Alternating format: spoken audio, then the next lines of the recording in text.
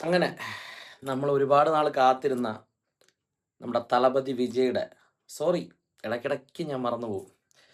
Honourable chief minister of Tamil Nadu C Joseph വിജയുടെ, അതായത് C എമ്മിൻ്റെ ഫസ്റ്റ് പടം, നമ്മുടെ തളപതി വിജയുടെ ലാസ്റ്റ് പടം ജനനായകൻ സിനിമ ഇന്ന് റിലീസ് ചെയ്തു. സത്യം പറഞ്ഞാൽ ആകെ ഒരു ഇമോഷണൽ, എന്താ പറയുക, ആ ഒരു ഫീലിലാണിപ്പോൾ. എന്താ പറയുക, ഇപ്പോൾ ആകെ ഒരു സിനിമ കണ്ടിറങ്ങിയപ്പോൾ ഒരു ഫീൽ ഉണ്ടല്ലോ. ആ ഒരു ഞാൻ രാവിലെ FDFS ആണ് കണ്ടത്, ഫസ്റ്റ് ഷോ ആണ് കണ്ടത്. ഞാൻ ഒരു റിവ്യൂ ഇട്ടിട്ടുണ്ടായിരുന്നു, പക്ഷെ എനിക്ക് അതിൽ അത്ര സാറ്റിസ്ഫൈഡ് അല്ല. ഞാൻ അത് പുറത്തുനിന്ന് പെട്ടെന്ന് എടുത്തതാണ്, അതുകൊണ്ട് ഞാൻ അത്ര സാറ്റിസ്ഫൈഡ് ആയില്ല. അതുകൊണ്ടാണ് ഞാൻ ഒന്നും കൂടെ റിവ്യൂ ഇടാമെന്ന് വിചാരിച്ചത്. കണ്ടിറങ്ങി ആ ഒരു 6 മണിക്കുള്ള ഷോ 9 മണി എന്തോ ആയപ്പോൾ കഴിഞ്ഞു. ആ സമയം തൊട്ട് ഈ സമയം വരെ ആ ഒരു ഹാങ് ഓവർ മാറിയിട്ടില്ല. കാരണം ആലോചിക്കും തോറും വല്ലാത്തൊരു മിസ്സിങ്ങും എന്തൊക്കെയോ ഒരു ഫീലാണ്. എങ്ങനെയാണ് പറഞ്ഞറിയിക്കേണ്ടതെന്ന് എനിക്കറിയില്ല. ആദ്യം തന്നെ സിനിമയെ പറ്റി പറയാം. സിനിമ ഇതൊരു, സത്യം പറഞ്ഞാൽ ഞാൻ എൻ്റെ ഒരു പേഴ്സ്പെക്റ്റീവിൽ ഞാൻ ഇതൊരു സിനിമയായിട്ടല്ല കാണുന്നത്. ശരിക്കും ഒരു ഫെയർവെൽ മൂവി, ആ ഒരു രീതിക്ക്, അല്ലെങ്കിൽ ഒരു എപ്പോഴും ഇറങ്ങുമ്പോഴത്തെ ഒരു വിജയ് പടം, ആ ഒരു രീതിക്ക്, അല്ലെങ്കിൽ റിവ്യൂ ഇടാം, അല്ലെങ്കിൽ പോസിറ്റീവ് നെഗറ്റീവ്, ആ ഒരു തരത്തിൽ ഞാൻ കാണാൻ ഉദ്ദേശിക്കുന്നില്ല ഈ പടത്തിനെ. ആസ് എ ഫാൻ ബോയ് ആണെങ്കിലും അല്ലെങ്കിലും ഞാൻ എന്താണെങ്കിലും എൻ്റെ ഒരു പേഴ്സ്പെക്റ്റീവ് ഞാൻ പറയുന്നത്, എനിക്ക് അങ്ങനത്തെ ഒരു മൂവിയായിട്ട് കാണാനല്ല ഇതിനെ ഇഷ്ടം. ശരിക്കും ഒരു ഫെയർവെൽ മൂവി, ലാസ്റ്റ് ടൈം നമുക്കൊരു ഒരു ഫ്രഷ് ഫീൽ തരുന്ന ഒരു ഫ്രഷ് മൂവി എന്ന് തന്നെ പറയാം. റീമേക്ക് പടമാണ്, ശരിക്കും ഈ സിനിമ റീമേക്ക് പടമാണ്. ഇത് നമ്മുടെ ബാലയ്യ അഭിനയിച്ചിട്ടുള്ള, എല്ലാവർക്കും അറിയാം, ഭഗവത് കേസരി സിനിമയുടെ റീമേക്കാണ്. പക്കാ റീമേക്കാണ് സിനിമ. അതിപ്പോൾ ട്രെയിലർ കണ്ടപ്പോൾ തന്നെ നമുക്കറിയായിരുന്നു അത് പക്കാ ഒരു റീമേക്ക് പടമാണ്. അതുപോലെ അതിൻ്റെ ആ ഒരു പ്ലോട്ട് ഫുള്ളി ആ ഒരു സിനിമയിലെ മെയിൻ സാധനങ്ങളെല്ലാം ഈ സിനിമയ്ക്കകത്തുണ്ട്.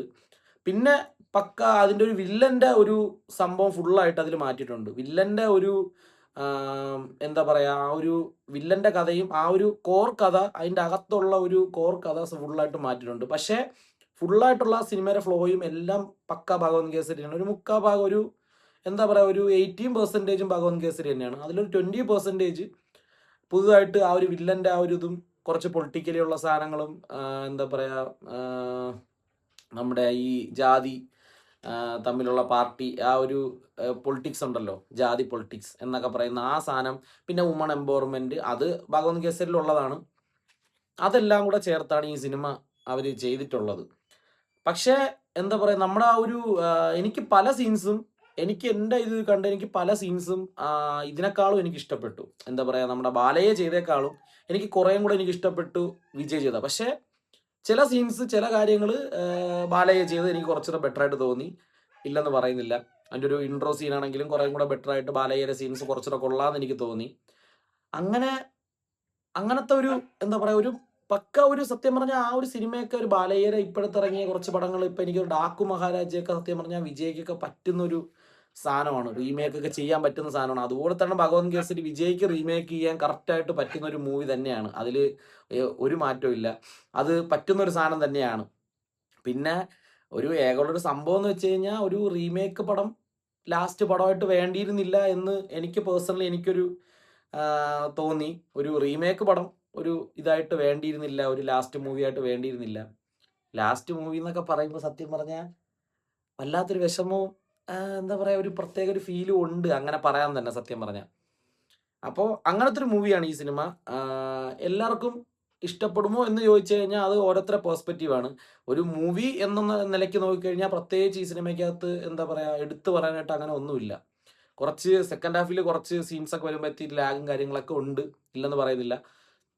പക്ഷേ ആസ് എ വിജയ് ഫാൻ, ഈ പടം എന്ന് പറയുന്നത് പക്ക ഒരു ഫാൻസിന് വേണ്ടി അവർക്ക് എൻജോയ് ചെയ്യാൻ വേണ്ടി മാത്രം ഉണ്ടാക്കിയൊരു പടം ആയിട്ടാണ് എനിക്ക് തോന്നിയത്. കാരണം അവർക്ക് എൻജോയ് ചെയ്യാൻ വേണ്ടി അവരുടെ പടമാണ്, നമ്മുടെ പടമാണ്. കാരണം അത് ബാക്കിയുള്ളവർക്ക് എങ്ങനെ ഫീലാവും എന്നുള്ളത് എനിക്കറിയില്ല. ഞാൻ ഒരു പക്ക ഒരു വിജയ് ഫാനാണ്. കാരണം ഡൈ ഹാർഡ് ഫാൻ എന്ന് തന്നെ പറയാം. അത്രയും വിജയം, എനിക്കത് പറയാൻ എനിക്കൊരു മടിയുമില്ല. അങ്ങനത്തെ ഒരു ഫാൻ തന്നെയാണ് ഞാൻ. എനിക്കത് പറയാൻ എനിക്ക് ഒരു ഒരു മടിയില്ല, എനിക്കൊരു നാണക്കേടുമില്ല. മനസ്സിലായില്ലേ? എനിക്ക് ആരിപ്പോൾ എന്നെ ട്രോൾ ചെയ്യാനും കുഴപ്പമില്ല, അത് പ്രശ്നമൊന്നും ഇല്ലാത്ത കേസാണ്. എനിക്കതൊരു പറയാൻ എനിക്കൊരു മടിയില്ല. ഞാൻ ഒരു പക്ക ഡൈ ഹാർഡ് വിജയ് ഫാനാണ്. ആസ് എ വിജയ് ഫാൻ എനിക്ക് ഈ സിനിമ വല്ലാണ്ട് എനിക്ക് ഇഷ്ടപ്പെട്ടു. കാരണം ലാസ്റ്റ് ടൈം വിജയെ സ്ക്രീനിൽ ഇങ്ങനെ കാണാൻ പറ്റുക, ആ ഒരു ആ ഒരു പവർഫുൾ ആ ഒരു മെറ്റീരിയൽ ഉണ്ടല്ലോ, ആ ഒരു ഓറ അല്ലെങ്കിൽ ആ സ്ക്രീൻ പ്രസൻസ് അത് എൻജോയ് ചെയ്യാൻ പറ്റുക എന്നൊക്കെ പറയുന്നതെന്ന് വെച്ച് കഴിഞ്ഞാൽ അതൊരു വല്ലാത്ത ഫീലായിരുന്നു. അതൊരു സിനിമ എന്നുള്ള നിലയ്ക്കല്ല, ഞാൻ പറഞ്ഞില്ലേ, ഞാൻ ഈ സിനിമ എന്ന നിലയ്ക്കല്ല ഇത് കണ്ട, അല്ലെങ്കിൽ പോസിറ്റീവ് നെഗറ്റീവ് അങ്ങനെ പറയാൻ കണക്കിനൊരു സിനിമയായിട്ടല്ല ഞാൻ കണ്ട. പിന്നെ ഞാൻ റിവ്യൂ ആയിട്ട് ഞാൻ തുടക്കത്തിൽ അത് പറഞ്ഞതാണ് ഇങ്ങനെയാണ് കാര്യം എന്നുള്ളത്. പക്ഷേ എനിക്ക് അങ്ങനെ കാണാനല്ല എനിക്കിഷ്ടം. ഒരു എന്താ പറയുക, ഫെയർവെൽ മൂവി അല്ലെങ്കിൽ വിജയുടെ ഒരു ലാസ്റ്റ് മൂവി എന്ന് പറഞ്ഞ ആ രീതിക്ക് അതിൽ പ്രത്യേകിച്ച് അതിൽ നല്ലതോ ചീത്തയെന്നല്ല. The last movie of Vijay, last movie of Thalapathy Vijay. ഇനി അങ്ങനെ തലപതി വിജയ് എന്നൊന്നും പറയാൻ പറ്റുമെന്ന് എനിക്കറിയില്ല. കാരണം പുള്ളി CM ആണ്, ഹോണറബിൾ ചീഫ് മിനിസ്റ്ററാണ് തമിഴ്നാടിൻ്റെ. അപ്പോൾ അങ്ങനെയാണ് ഇപ്പം ലേബൽ. അതിൻ്റെ ഒരു ഫസ്റ്റ് ടൈറ്റിൽ കാർഡ് ഉണ്ടല്ലോ, വേറെ ലെവൽ. എൻ്റെ മോനെ എന്തൊരു ഗൂസ് ബംസ് ആയിട്ടെന്നറിയോ. ആ ഒരു സീനിന് വേണ്ടി മാത്രം സിനിമ തിയേറ്ററിൽ പോയി കാണാം. ആ ഒരു സീന് ടൈറ്റിൽ കാർഡിന് വേണ്ടി മാത്രം തിയേറ്ററിൽ പോയി കാണാൻ പറ്റും. പിന്നെ എനിക്ക് ഇൻ്റർവൽ ബ്ലോക്കൊക്കെ വേറെ ലെവലായിട്ട് ഇഷ്ടപ്പെട്ടു. ഇൻ്റർവൽ ബ്ലോക്കൊക്കെ സീൻ ഐറ്റമായിരുന്നു. എനിക്ക് ഭഗവത് കേസരിയേക്കാളും എനിക്കൊരു 10 മടങ്ങ് എനിക്ക് കൂടുതലായിട്ട് ഇഷ്ടപ്പെട്ടു അതിൻ്റെ ഇൻ്റർവൽ ബ്ലോക്ക് കാര്യങ്ങളും. സെക്കൻഡ് ഹാഫിലേക്ക് വന്നപ്പോൾ കുറച്ച് ആ ഒരു കോർ കഥയുണ്ടല്ലോ, അതിൻ്റെ അകത്ത് വരുന്ന കുറേ ലാഗും കാര്യങ്ങളും ചെറുതായിട്ടൊക്കെ ഫീൽ ചെയ്തു. പിന്നെ പ്രത്യേകിച്ച് അങ്ങനെ പറയാൻ മാത്രമുള്ള എന്താ പറയുക ഒരു വലിയ സംഭവം കാര്യങ്ങളൊന്നും സിനിമയ്ക്കകത്തില്ല. ബട്ട് ഇതൊരു ഫെയർവെൽ മൂവിയാണ്.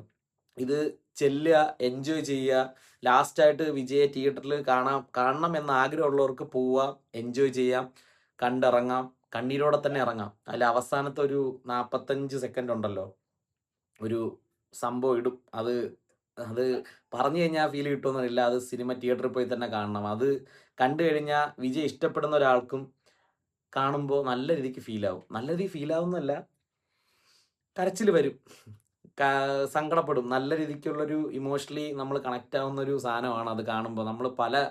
നമ്മളിങ്ങനെ റൈഡാണ്, ഒരു റോളർ കോസ്റ്റ് റൈഡ് പോലെ നമ്മളിങ്ങനെ പൊയ്ക്കൊണ്ടിരിക്കും.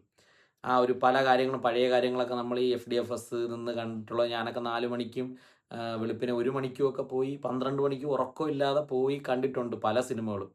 ഇഷ്ടം പോലെ FDFS ഒരു ടൈമിൽ ഇറങ്ങിയതിന് ശേഷമുള്ള എല്ലാ സിനിമകളും FDFS തന്നെയാണ് കണ്ടത്. അതിലൊരു മാറ്റവും വരാതെ ആ റുട്ടീൻ പോലെ തന്നെ FDFS കണ്ട ഒരാളാണ് ഞാൻ. അപ്പം ഈ സിനിമയും ലാസ്റ്റ് മൂവിയും FDFS എന്നെ കാണാൻ പറ്റി, കണ്ടു. അത് കാണും എന്നെനിക്കറിയാം, ഉറപ്പുണ്ട്. അതെങ്ങനെയാണെങ്കിലും ഞാൻ കാണും. അത് കണ്ടു. നല്ല രീതിക്ക് വിഷമമായി, സന്തോഷമുണ്ട്, വിഷമമുണ്ട്. കയറിയപ്പോൾ നല്ല എക്സൈറ്റഡ് ആയിരുന്നു. സിനിമ കാണാൻ പോകുന്ന ഒരു എക്സൈറ്റ്മെൻ്റ് ഉണ്ടായിരുന്നു. പക്ഷേ കണ്ടു കഴിഞ്ഞപ്പോൾ നല്ല സങ്കടമായി. പുള്ളിക്കാരനെ പോലെ പുള്ളിക്കാരൻ മാത്രമേ ഉള്ളൂ. അത് ഇനി ആർക്കും അത് റീക്രിയേറ്റ് ചെയ്യാൻ പറ്റൂല. അതിനി എത്ര നടന്മാരുണ്ടെങ്കിലും, അതിന് മലയാളത്തിലാണെങ്കിലും എത്ര നടന്മാരുണ്ടെങ്കിലും അവർക്ക് ആർക്ക് റീക്രിയേറ്റ് ചെയ്യാൻ പറ്റാതെ, അവർക്ക് ആ ഒരു സ്ഥാനം പിടിക്കാൻ പറ്റാത്ത രീതിക്ക് പുള്ളിക്കാരൊരു സംഭവം ഉണ്ടാക്കി വെച്ചിട്ടുണ്ട് വർഷങ്ങളായിട്ട്. അതിനി ആർക്കും അതിനെ ഒന്നും ചെയ്യാൻ പറ്റത്തില്ല. എന്താ പറയുക, വിജയ് പറയും പോലെ എന്താ കൊമ്പനാലയും മുടിയാത്, ആ ഒരു സംഭവമാണ്. അത് പറ്റത്തില്ല. അതിനി എൻ്റെ ആവുക എന്ന് പറയുമ്പം ശരിക്കും പറഞ്ഞ എൻഡ് ഓഫ് ആൻ ഇറ.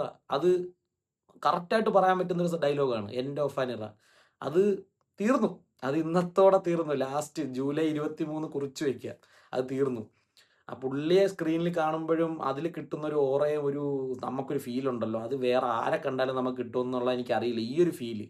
കാരണം ഇങ്ങനെ 4 മണിക്ക് എല്ലാവരും ഫസ്റ്റ് ഷോയ്ക്ക് വേണ്ടി ഇങ്ങനെ കാണണം, ഫസ്റ്റ് FDFSന് വേണ്ടി, അല്ലെങ്കിൽ ഫസ്റ്റ് ഡേ തന്നെ കണ്ടേ പറ്റുള്ളൂ എന്ന് പറഞ്ഞ് ആ ഒരു എല്ലാവരും ഒറ്റ മനസ്സോടെ നിൽക്കുന്ന ഒരു സംഭവം ഉണ്ടല്ലോ, അതൊന്നും ഇനി ഒരിക്കലും ഒരു സിനിമയും കിട്ടത്തില്ല. നമുക്കിനി കാലങ്ങൾ കടന്നു പോകുമ്പോൾ നമുക്ക് പറയാൻ പറ്റും, 4 മണിക്കുള്ള ഷോ അല്ലെങ്കിൽ ഇത്ര മണിക്കുള്ള ഷോ നമ്മൾ കണ്ടിട്ടുണ്ട്, നമ്മൾ ഇന്ന ആളുടെ കണ്ടിട്ടുണ്ട് എന്ന് നമുക്ക് പറയാം, ധൈര്യത്തോടെ പറയാം. നമുക്ക് അങ്ങനെ ഒരു ഭാഗ്യം ലഭിച്ചിട്ടുണ്ട്.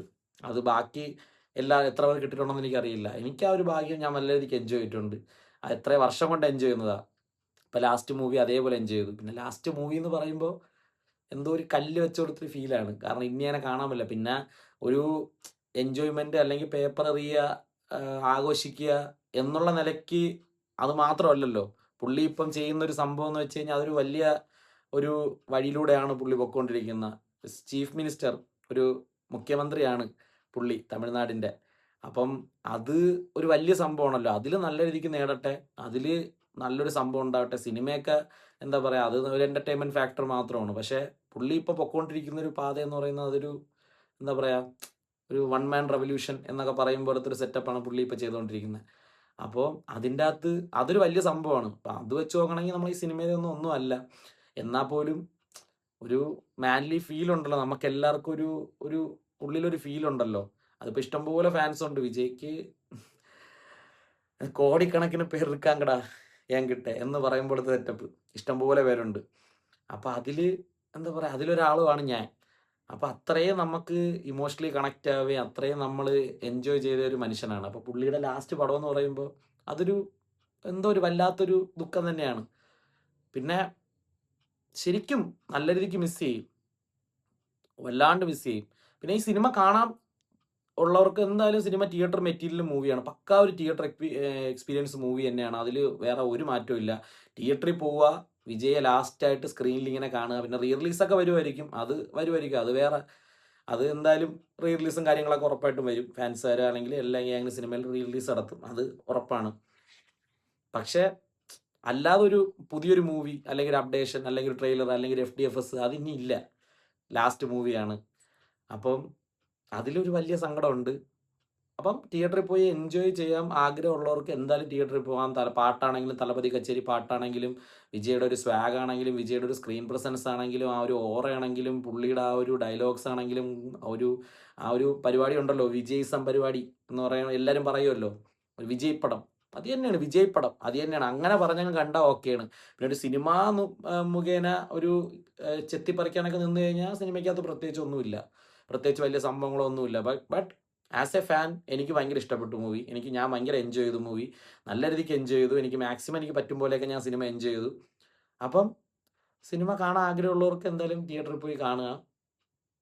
പിന്നെ ഇപ്പോഴും പറയുന്നു, മിസ് യു അണ്ണ, love you, miss you so much. ഒരുപാട് മിസ് ചെയ്യും എന്ന് പറഞ്ഞാൽ ഒരുപാട് മിസ് ചെയ്യും.